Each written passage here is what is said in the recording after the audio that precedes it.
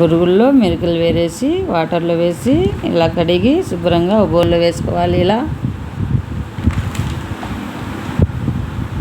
చెరువు పెట్టి ఆయిల్ వేయాలి. ఆయిల్ హీట్ అయ్యాక ఎర్రగడ్డలు వేయాలి, టమోటా ముక్కలు వేయాలి, కరివేపాకు వేయాలి, సాసులు వేయాలి, కొత్తిమీర వేయాలి,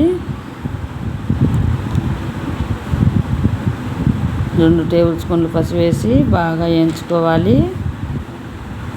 రుచికి సరిపడా సాల్ట్ వేయాలి.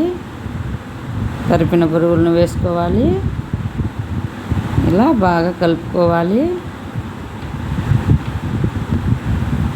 పప్పులు పచ్చిమిరపకాయలు మిక్సీ పట్టుకొని ఇలా బొరుగుల్లో కలుపుకోవాలి. బొరుగుల ఉప్మాలో. వీడియో నచ్చితే subscribe, like, share. Thank you for watching video.